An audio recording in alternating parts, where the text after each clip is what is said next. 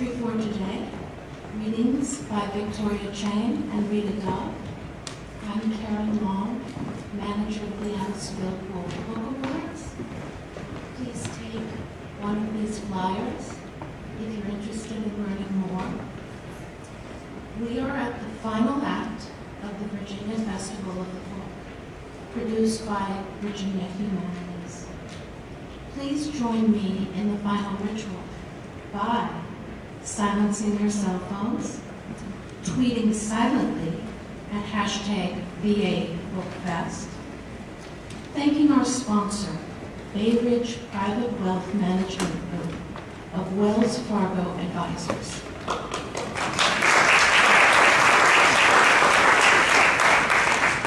As you know, the festival is accepting donations at vabook.org. In many traditions, including mine, this is church day, so please be generous. Evaluations are also at your fingertips at vabook.org. Let's keep our masks on here, out of care for each other. Lastly, if possible, reward yourself by purchasing our poets' books after the program, where they will join you for a signing. Now, let us enter the sacred and subversive space of great poetry. We'll begin with our poets reading, we'll chat, we'll welcome your questions, and we'll conclude with, I think, some final poetic words. Victoria Chang is the author of Dear Memory, also Barbara Chang, The Boss, and Circle, and she won the Annisfield Book Award last year for Opit. She lives in Southern California, and she is on the faculty of Antioch University's low residency MFA program. Our second participant is a local legend, author of Playlist for the Apocalypse, most recently, winner of a Pulitzer Prize, former U.S. Poet Laureate, and the only poet honored with both the National Humanities Medal and the National Medal of the Arts. And the local people here can see her in the grocery. So, with that intimacy and joy, we'll begin with Victoria Chang reading for us. Thank you.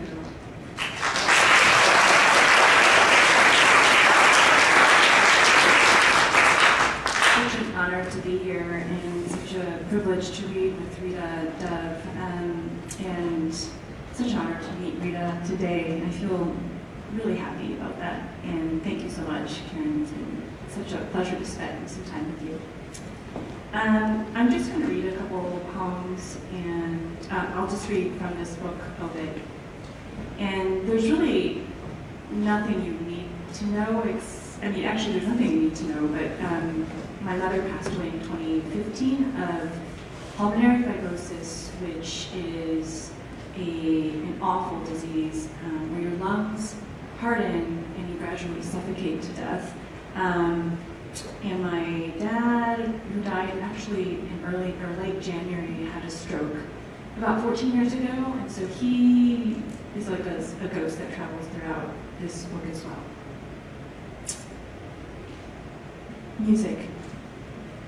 Died on August 7th, 2015. I made a video with old pictures and music for the funeral. I picked Hallelujah in a cappella because they weren't really singing, but actually crying. When my children came into the room, I pretended I was writing.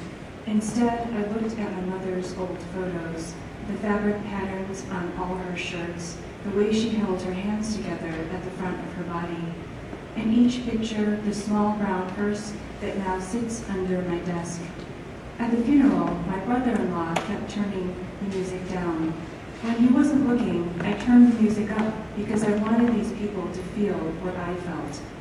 When I wasn't looking, he turned it down again. At the end of the day, someone took the monitor and speakers away, but the music was still there. This was my first understanding of grief.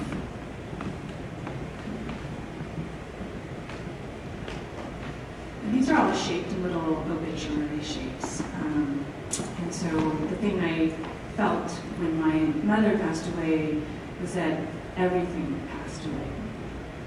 This one's called Grief. Grief, as I knew it, died many times. It died trying to reunite with other lesser deaths. Each morning, I lay out my children's clothing to cover their grief. The grief remains, but is changed by what it is covered with. A picture of oblivion is not the same as oblivion. My grief is not the same as my pain. My mother was a mathematician, so I tried to calculate my grief. My father was an engineer, so I tried to build a box around my grief, along with a small wooden bed that grief could lie down on. The text kept interrupting my grief, forcing me to speak about nothing. If you cut out a rectangle of a perfectly blue sky, no clouds, no wind, no birds, frame it with a blue frame, place it face up on the floor of an empty museum with an open atrium to the sky, that is grief.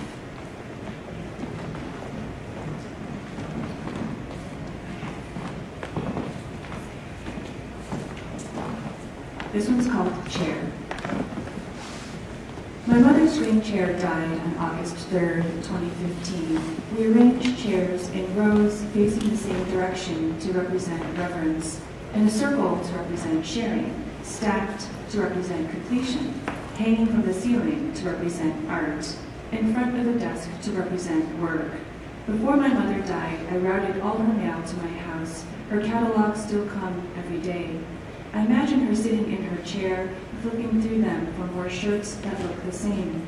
I understand now, only the living change clothes. Last week, I took my father pants shopping. I heard him quarreling with the pants. He came out of the dressing room with his pants on backwards, two pockets facing forward like my mother's eyes mocking me, as if to say, I told you so. He was angry, pointing and cursing at the chairs that no longer fit.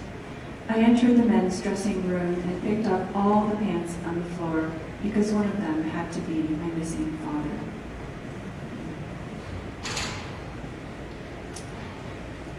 This one is called My Mother's Teeth. She had dentures, and all I remember when I was a kid was these like glasses of dentures everywhere in the house that were soaking and bubbling. And so that I found, well, I'll read the poem. I think the poem describes the teeth.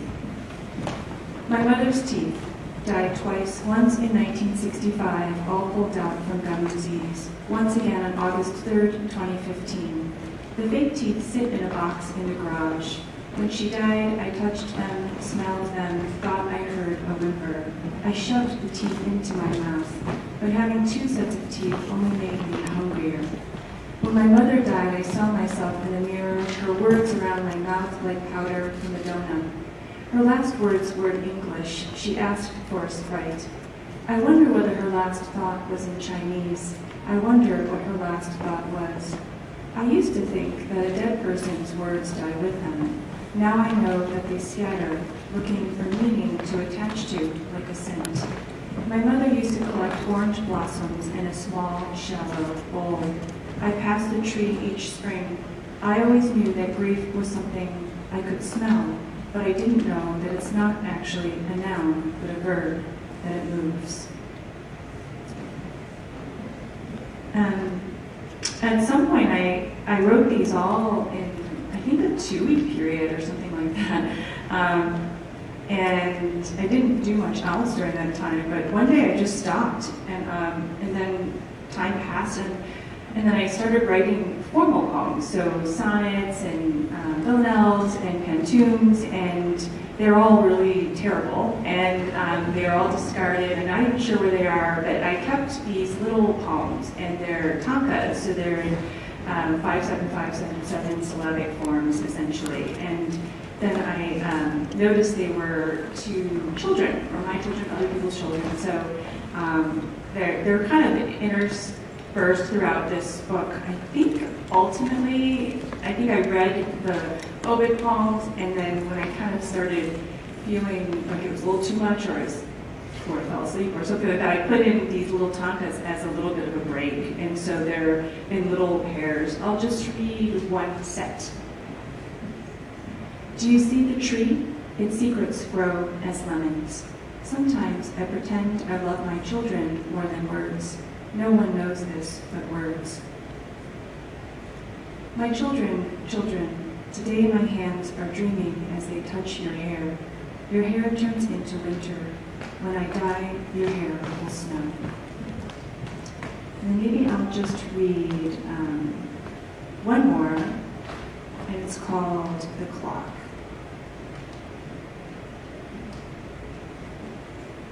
The Clock. Died on June 24th, 2009, and it was untimely. How many times my father has failed the clock test. Once I heard a scientist with Alzheimer's on the radio trying to figure out why he could no longer draw a clock. It had to do with the superposition of three types. The hours represented by 1 to 12, the minutes where 1 no longer represents 1, but 5, and a 2 now represents 10, then the second hand that measures 1 to 60. I sat at the stoplight and thought of the clock, its perfect circle and its superpositions, all the layers of complication on a plane of thought. Yet the healthy read the clock in one single instant without a second thought. I think about my father and his lack of first thoughts, how every thought is a second or third or fourth thought, unable to locate the first most important thought. I wonder about the man on the radio and how far his brain has degenerated since, marvel at how far our brains allow language to wander without looking back but knowing where the pier is. If you unfold an origami swan and flatten the paper, is the paper sad because it has seen the shape of the swan, or does it aspire toward flatness, a life without creases? My father is the paper. He remembers the swan but can't name it.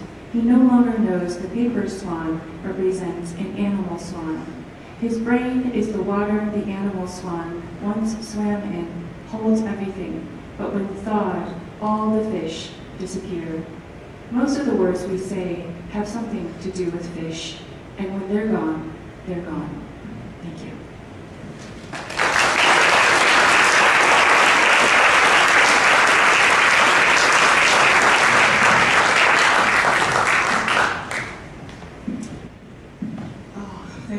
Thank you for those amazing poems. I've been reading and rereading Ovid actually for more than a year now. So thank you. And thank you, Karen. Thank you to everyone involved in the festival, Jane and sponsors, all the volunteers who are so friendly all the time, and the audiences, because it's really your love of books, your dedication to books that makes all of this possible. So I'm really excited to be here today. I'm excited to go into this conversation with Victoria and with Karen, fielding the questions. But I'll just dive right into the playlist, which is in several sections, this playlist for the apocalypse. First of all, can you all hear me? Is it all right? I see a couple of waves. All right, I will tuck it in. This first poem comes from a series of poems. In 2018, the composer Richard Daniel approached me about collaborating on a song cycle that covered the last 60 years of American history, you know, a little thing like that. It was called A Standing Witness, and so this is the first poem in that group, Beside the Golden Door. Surely there must be something beautiful to smile upon. The umbered blue edge of sky as it fades into evening, the brusque green heave of the sea. When I look up, surely there will be a cloud or a lone star dangling. Truth is, the truth has gone walking, left her perch for the doves and ravens to ravage, hightailed it to the hills, to the quiet beyond rivers and trees. No matter what ragged carnival may be thronging the streets, what bleak homestead or plantation of sorrows howling its dominion, truth would say these are arrogant times. Believers slaughter their doubters while the greedy oil their lips with excuses, and the righteous turn merciless, the merciless mad.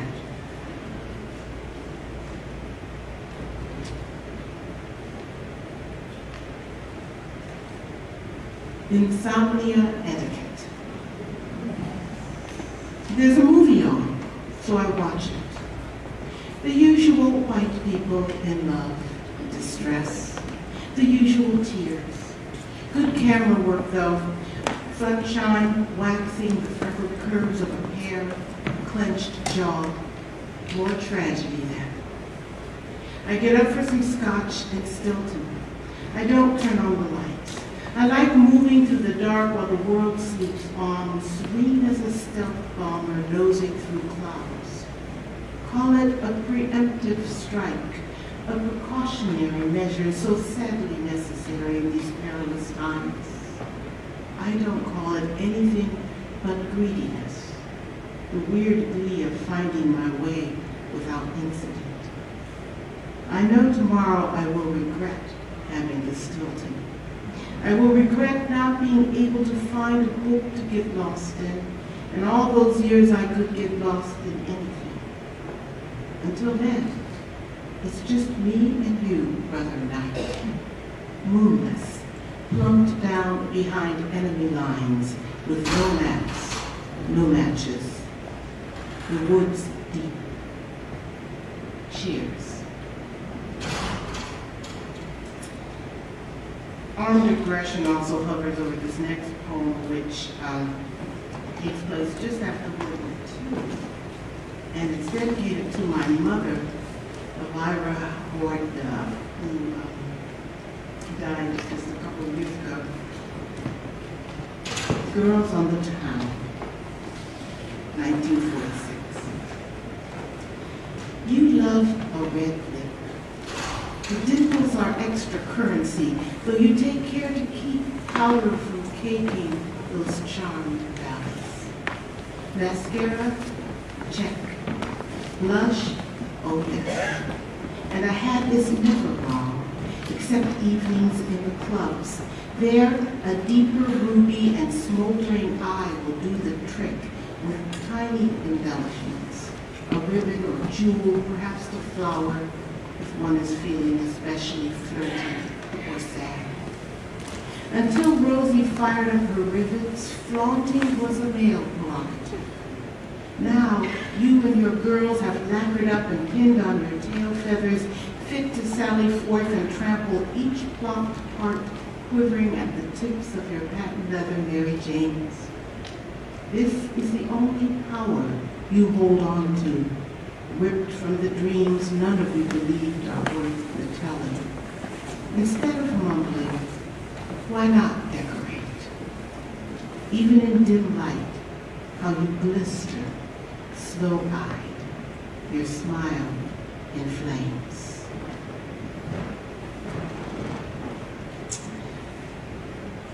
This next poem was written for Nicole Hannah-Jones's 1619 project. And it's spoken by one of the 4 African-American girls who happened to be at the 16th Street Baptist Church in Birmingham, Alabama, in September of 1961 when it was bombed by the KKK. Youth Sunday. This morning's already good. Summer's cooling. Addie chattering like a magpie, but today we are leading the congregation. Ain't that a fine thing? All in white like angels, they'll be sighing when we appear at the pulpit and proclaim, open your hymnals. Addie, what's the page number again? Never mind. It'll be posted. I think. I hope. Hold still, Carol, or else the sash will never sit right. There. Now you do mine. almost 11. I'm ready. My, don't we look? What's that word the Reverend used in last Sunday's sermon? Oh, I got it. Ethereal.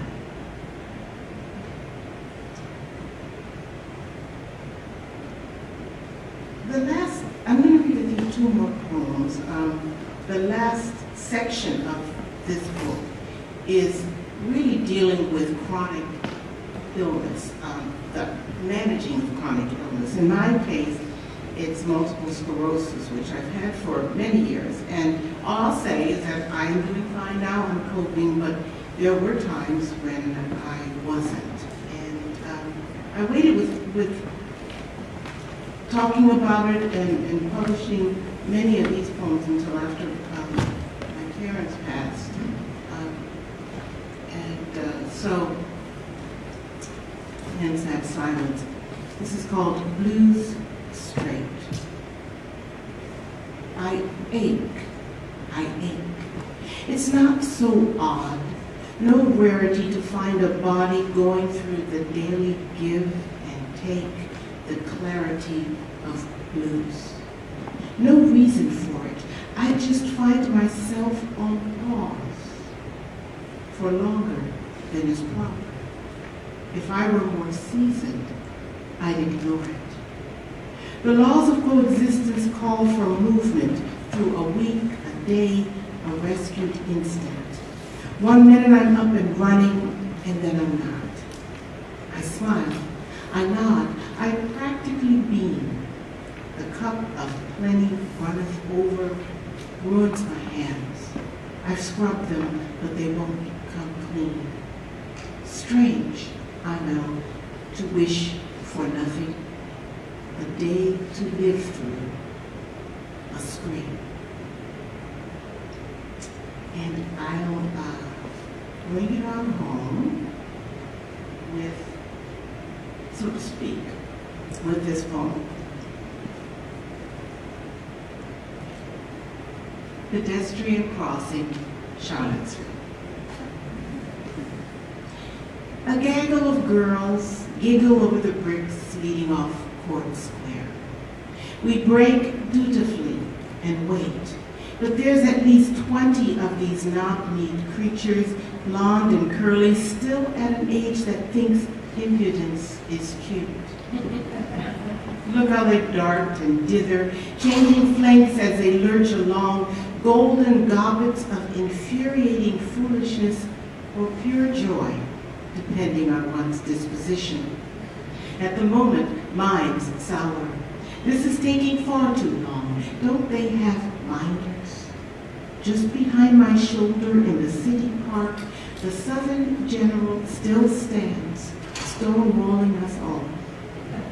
When I was their age, I judged Goldilocks nothing more than a pint-sized criminal who flounced into others' lives, then assumed their clemency. Unfair, I know, my aggression, to lump them into a gaggle, silly geese, when all they're guilty of is being young. So far.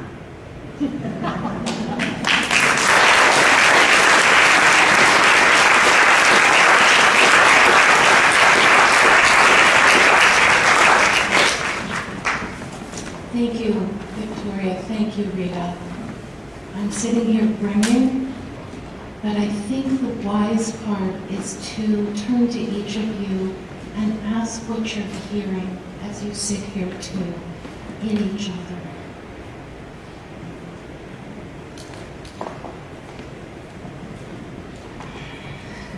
You know, I've read, Victoria, I've read these poems so often, and I felt like I knew you already before we met. And that was what was so amazing. And then to hear you read them was just, I don't know, like reading an old friend again.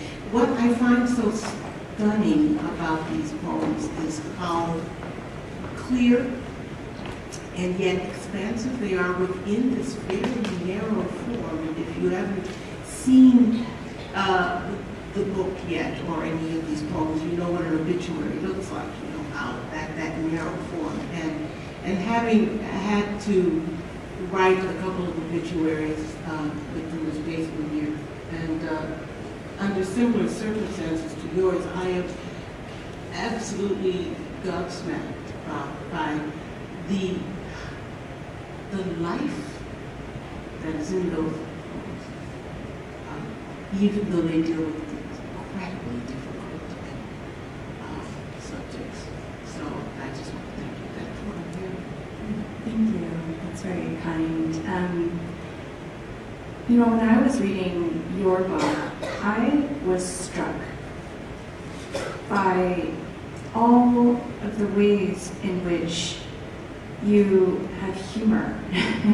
And I felt like I was listening and hearing that humor on my own, but then as I was sitting here listening to you read the poems, I also heard them giggling as well, in some of the same places that I was giggling, yet this book is also really serious. So in some ways, maybe I'm saying something similar as you are, you know, in the midst of you know, physical illness, which I was very moved by, especially when I read you know, the ending in your notes and how you talk about how you hid this illness from people and how sad and lonely that must have been. It kind of made me realize that we all live in these periods of sadness and loneliness.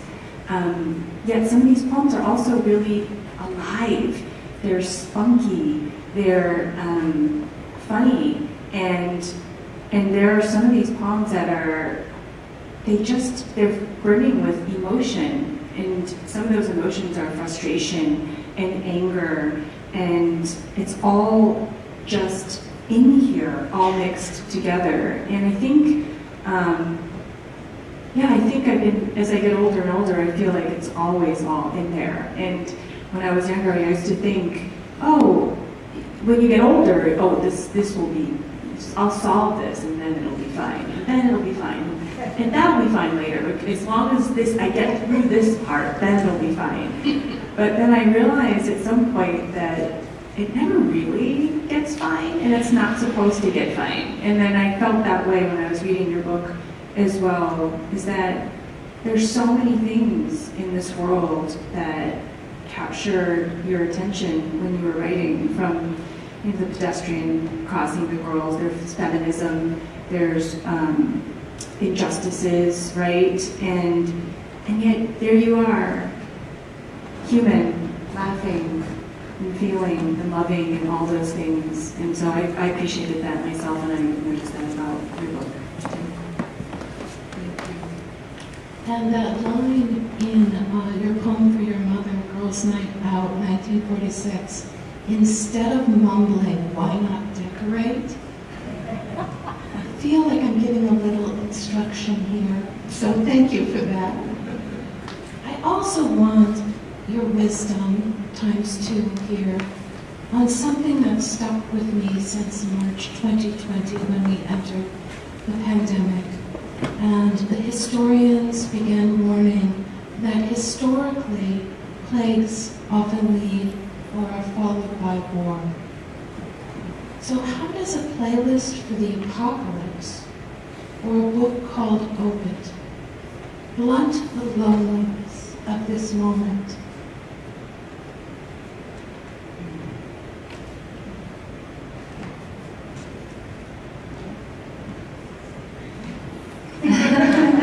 I said this yesterday, or was it yesterday? Yeah, I've lost track, but maybe it was yesterday when I was sitting here.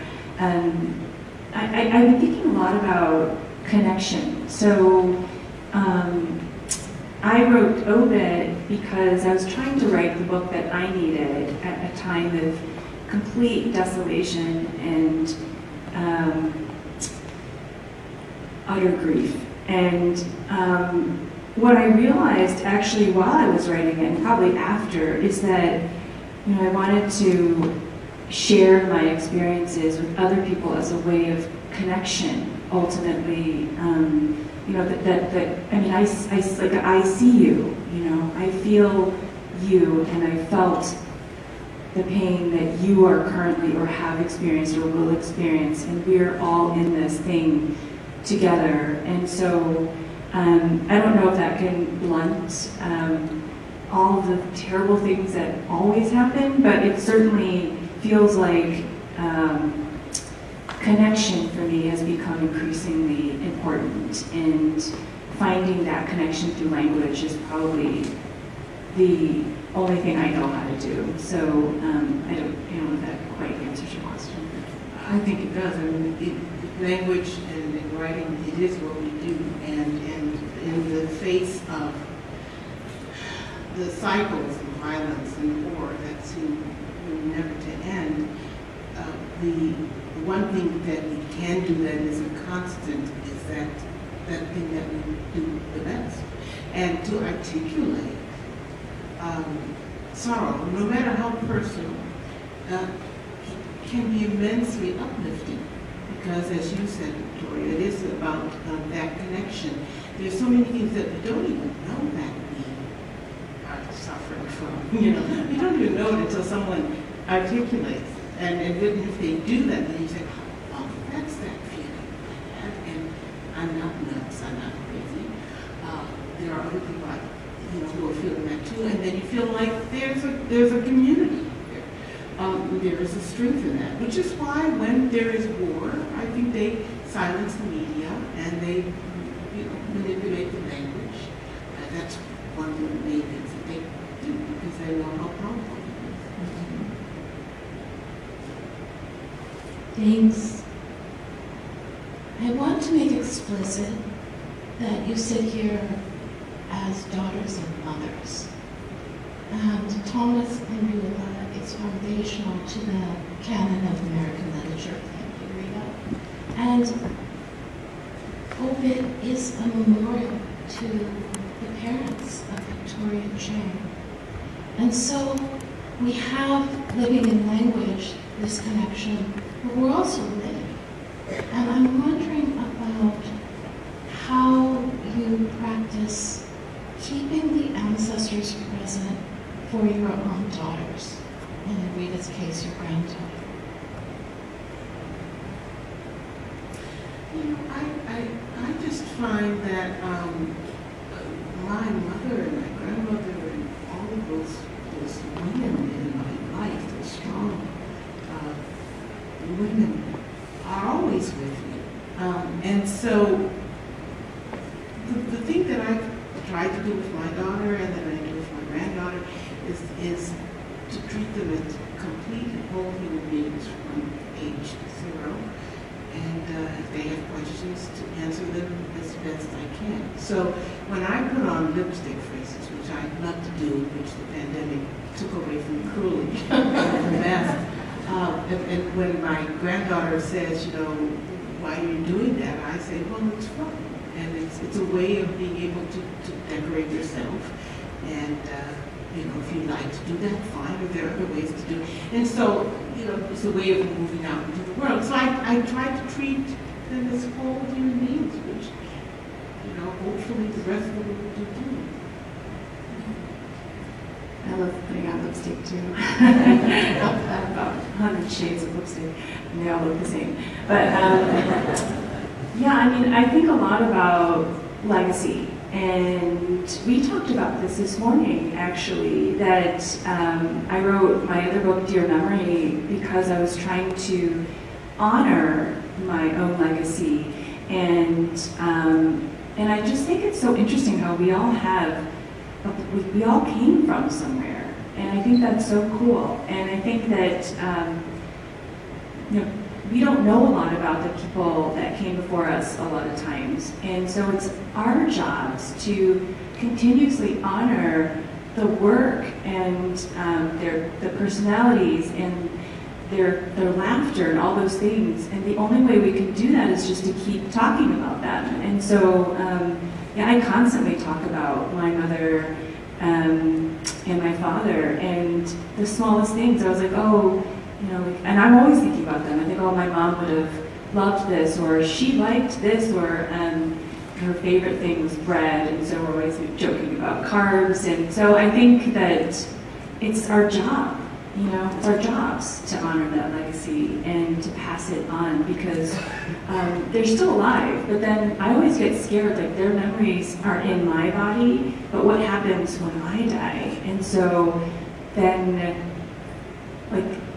their memories it's evaporated, but that means I have to keep it going somehow, and that legacy going somehow.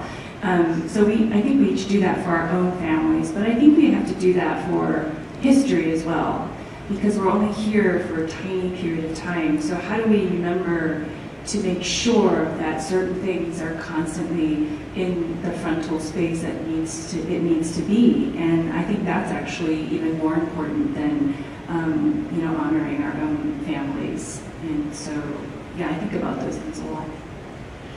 I must say though, with a bit, even though you could say the poems are intensely personal and about your particular family, they do also speak to history and insist, they work against that grain of big history, so to speak. And so I think when we go, and when we pass, we will have left behind these books, which also honor the interior life, the interior history of individuals who make up the bigger history, so they won't be lost. Well, you learned it here that Rita's mother loved red lip. Both these women love red lip. So I feel I have another tip looking forward. Now that that job is done, I'd love to invite people to the microphone in the back to ask some questions.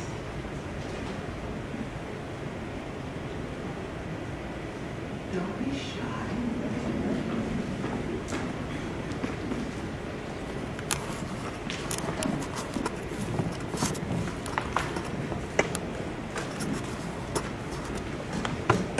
Okay. Is it on now?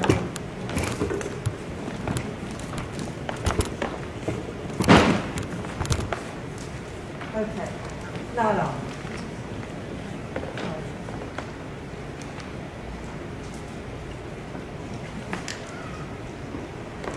Is it okay?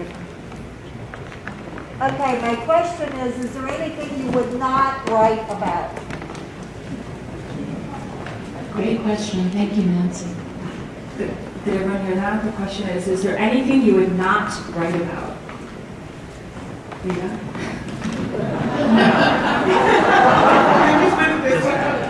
The simple answer is no.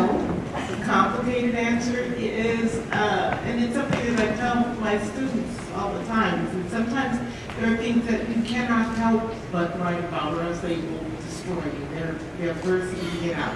That does not mean that you have to show it. It does not mean you have to publish it. If it's going to hurt someone, that then I don't publish it, but I will write it. Yeah, I think there are two things, one of which Rita mentioned, which is doing harm, right?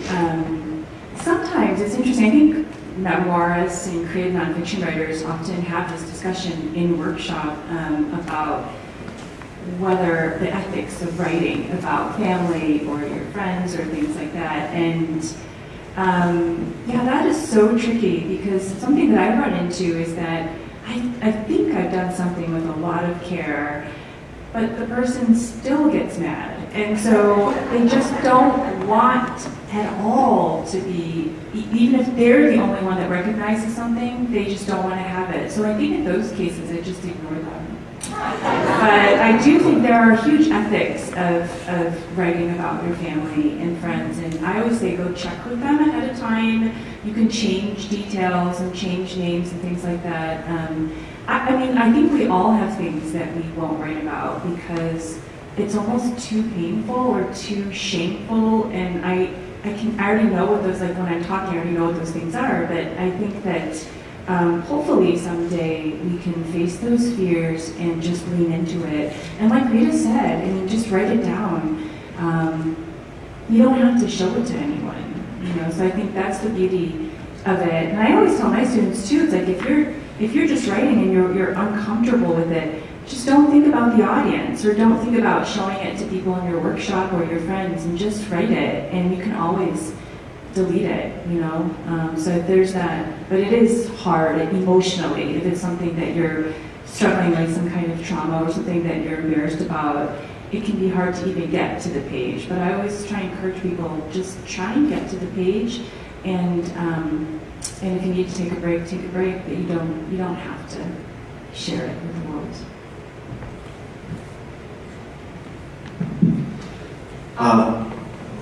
Hey, I'm over here. I think my question was, when you write a poem, and in particular when you publish a poem about a certain place or a certain person, do you find that changes the way you think about that person when you are thinking about them? Do you find that it changes the way you look at that place when you revisit that place?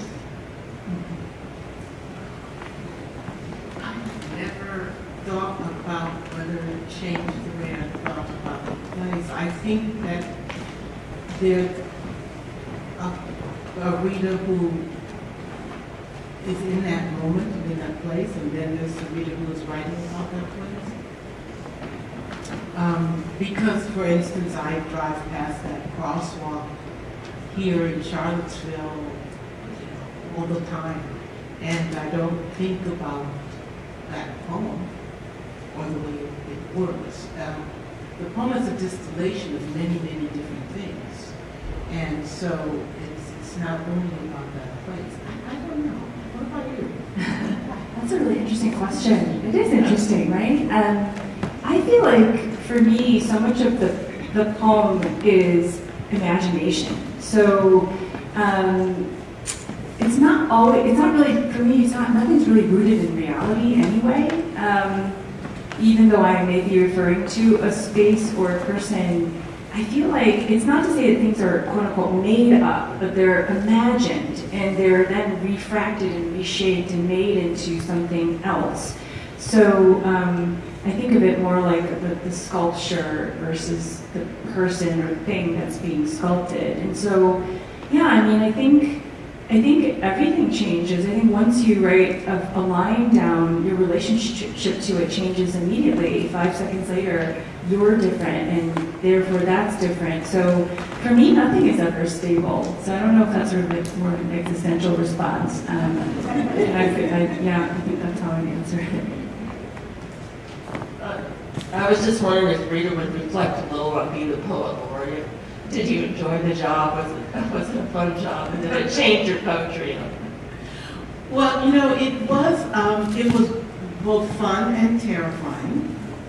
Fun because I got a chance to, and this was pre-social media, really. So this was the first opportunity to see that there were people out there reading poetry who weren't writing it as well, but who also loved books and were moved by poems, and they would tell me what their favorite poems were. That was immensely uplifting and exciting. It was terrifying to represent in a way, and as a poet, Victoria knows this, you feel like, as you said, nothing is stable and nothing is exactly, nothing's frozen in a moment. So to be frozen into this position as poet laureate and have things that I say be taken as, gospel, have people writing them down, terrifying and anxiety driven in that sense. But on the other hand, it was immensely exciting. It was exciting it was a different Washington, D.C., where you could actually kind of change name tags and seat placements if you didn't want to sit next to someone. So it was exciting that way. Yes, it was wonderful. What was really, really wonderful about it was to bring more poets into the public eye and to mix it up a little bit with poetry and jazz, bringing in Crow and children to read that and to show, expand it that way, and then to see it It changed the way I looked at the word for a while because there was a larger audience and I grew self-conscious. And I had to kind of seal myself away for a couple, for a summer to forget that there was that world out there, I should say. Victoria, you mentioned you used the word sculpture, and I view this as being the art form and creating art with your words, just like any other artist, obviously. So my question is, when you're crafting your poems as an art form, when I speak to other artists, they will say, I keep coming back to the canvas or to the work until I know it's finished. So my question is, do you write your poem and then you know it's finished, or do you in fact revisit it and look at it again? There's a time between takes, if you will, to continuously craft it until you know it's finished. Yeah, I mean, I think when I was younger, I had a friend who always very smugly was finishing all of these manuscripts, and I was really envious because I didn't really know when a poem was done. As I get older and older and older, I think that I just let it, I work on it, so I revise a ton. And we were just talking about that this morning, is that I will just keep going in there and with my little chisels and nails and tools and scissors, and just keep going at them until I'm reading them aloud, until I feel like I can't do anymore. To them, it's the best I can do at this age or this stage or this phase of my life, and then I just let them go. And as long as I do my best, I think it's all I can do. So that's sort of how I approach it, and that sort of is takes the pressure off of reception, if that makes sense. So like I don't care if anyone likes it or not, or doesn't like it or not, or pays attention to it or not, because I know that's all I could have done anyway. So that's sort of how I approach it. Ditto. It's been great having you both here. When I sit to begin the creative process of writing, I find myself starting from anger, and this week has been the most inspiring week regarding authors and topics in years. So I thank you for that. I finished school, undergrad at the University of Central Florida. I majored in journalism because I cannot math, and my minor was African American studies, so I'm very familiar with Rita tough. And I'm like shaking right now, but you're right there. Now, you're right there. And the sorrow.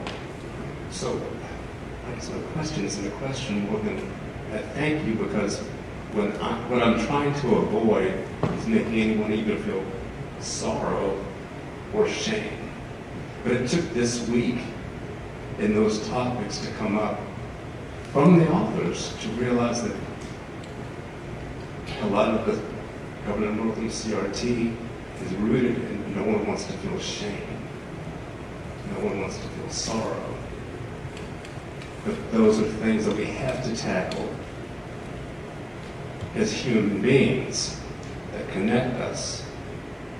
Now, the manner in which the language, the tone, but listening to you read your poem, the tone, the pitch, the accent, not the accent, but the emphasis on certain words and syllables just made it beautiful. And just almost rips your heart out. And if you haven't had poetry rip your heart out, then you haven't really experienced poetry. So to have you both here, thank you. Ms. Dove, if you have any suggestions on how to teach Black history without making anybody uncomfortable, please let me know. Because I don't know what to do. So that's kind of tongue-in-cheek, because it's not possible.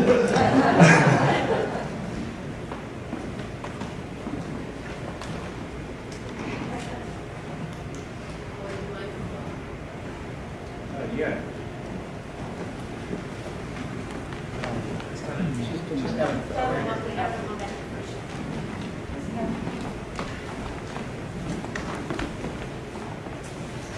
Thank you.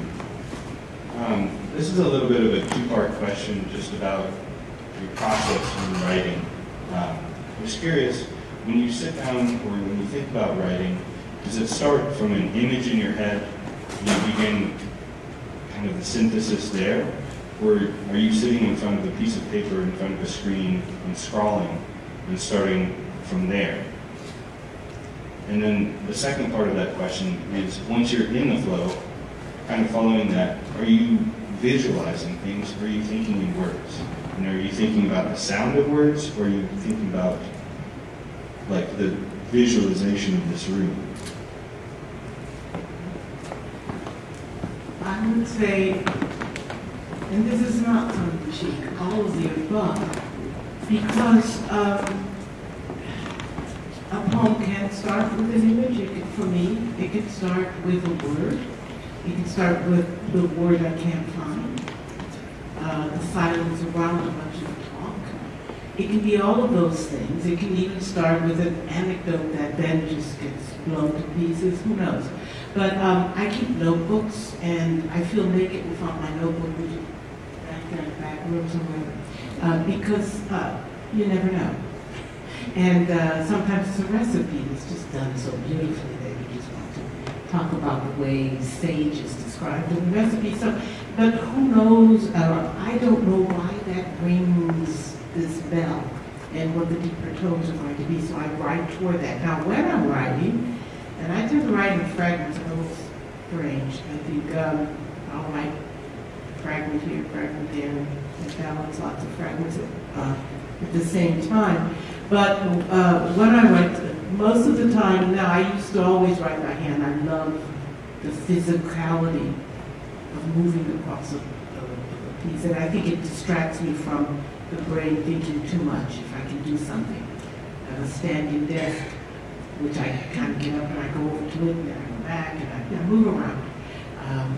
But I haven't been able to write by hand for a while, and so but not for long periods of time. So I dictate sometimes, and sometimes I write a little bit until I can't, and it depends. It really depends. And I let the poem or the story or whatever it is tell me how fast it wants to come out. That makes any sense. Yeah. I love the revision process, though.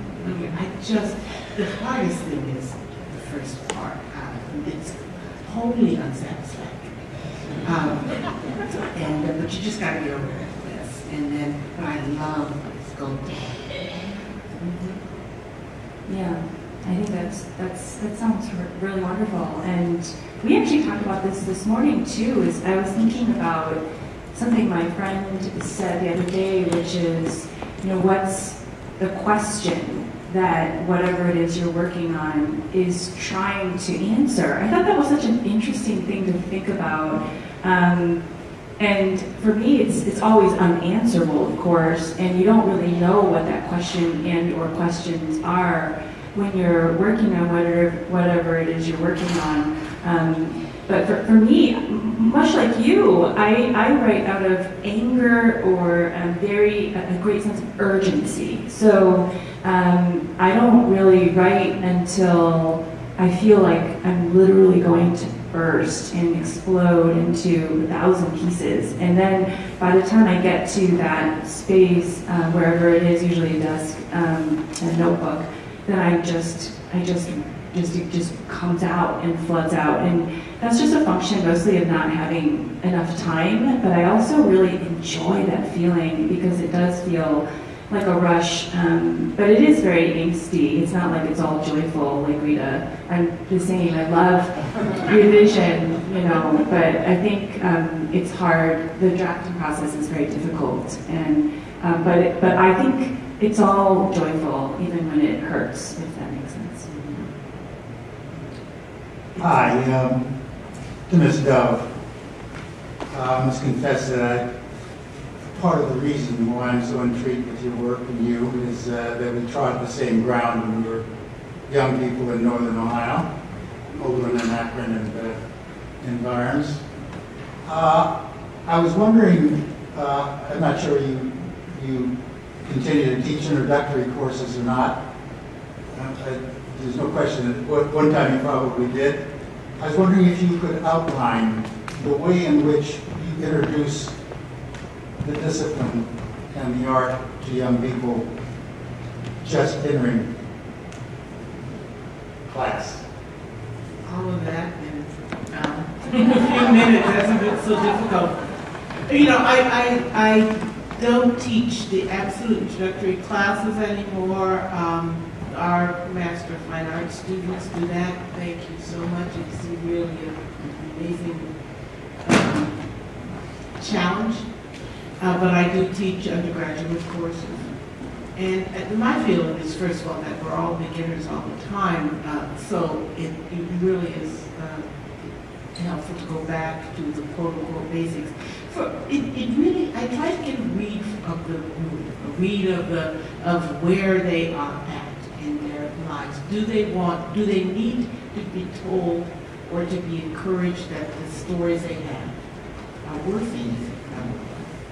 And then how to get over that hump of putting it down on paper, and sometimes that is like a really, that means challenging them to mess it up, which is why we call automatic writing rights first thing.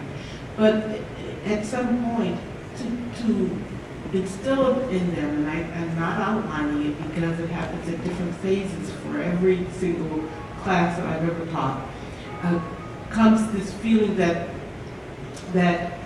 to love the language for what it can do and what you can make it do, so that somebody else in reading it or hearing it feels the same thing, is where that's where your love and that's where your rigor comes from, and you begin to love the work.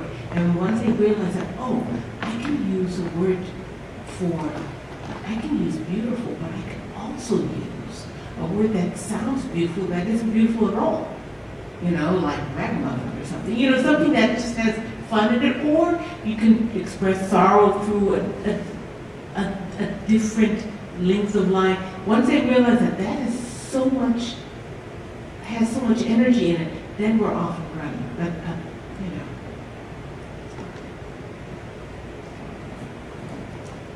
For me, I don't know how to answer that in a minute. I think Rita covered it though. I think it's important to meet people where they are. And so to see people for who they are and to help them recognize that they matter, if that makes sense, and that their voice matters and what they're writing, what they're trying to write matters. And I think meeting people at that point and respecting them and their work is super important to me as a facilitator. You know, I don't really think of myself as a teacher as much as I do as just sort of enabler. You know, I want people to feel like I'm just trying to draw them what's already there, what's already implicit, explicit, if that makes sense. And so that's kind of how I think about it. So we've reached the juncture where we are going to hear one last poem from each artist, and then we'll thank each other for this connection of language that Victoria Chang mentions. Okay. Let's see. Maybe I'll just read the penultimate poem of this book. It's called America. And this was actually a poem that was written from a prompt that someone gave me, an editor gave me, who'd seen some of these poems out in the world and said, please write a poem to America, and that was a part of the series. America died on February 14, 2018, and my dead mother doesn't know. Since her death, America has died a series of small deaths, each one less precise than the next. My tears are now shaped like hooks but my heart is damp still. If it is lucky, it is in the middle of its beats. The unlucky dead children hold telegrams they must hand to a woman at a desk. The woman will collect their belongings and shadows. My dead mother asks each of these children if they know me, have seen me, how tall my children are now. They will tell her that they once lived in Florida, not California. She will see the child with a hole in his head. She will blow the dreams out of the hole like dust. I used to think death was a kind of anesthesia. Now I imagine long lines, my mother taking in all the children. I imagine her touching their hair, how she might tickle their knees to make them laugh. The dead hold the other half of our ticket. The dead are an image of wind, and when they comb their hair, our trees rustle.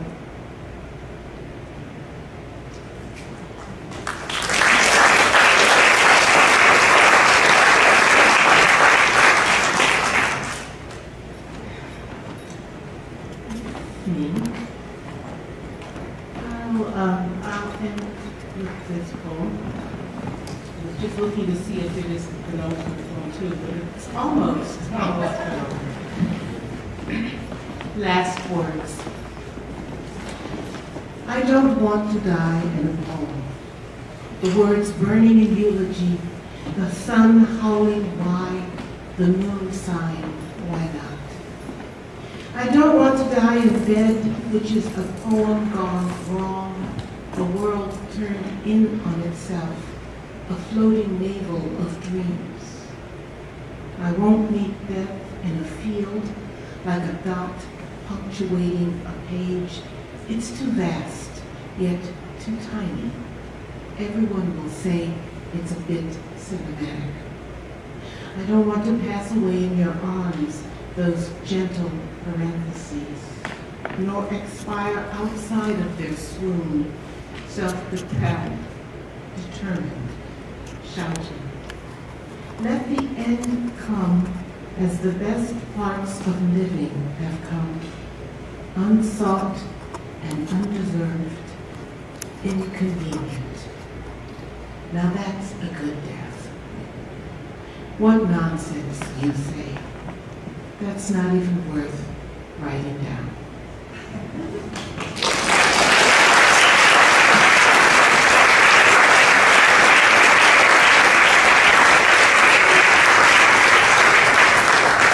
Wow, oh wow, as we say in my house. I also encourage us all to take a second here and thank the makers of the feast, Jane Kulo, Sarah Lawson, Aaron Donovan, all the volunteers and staff.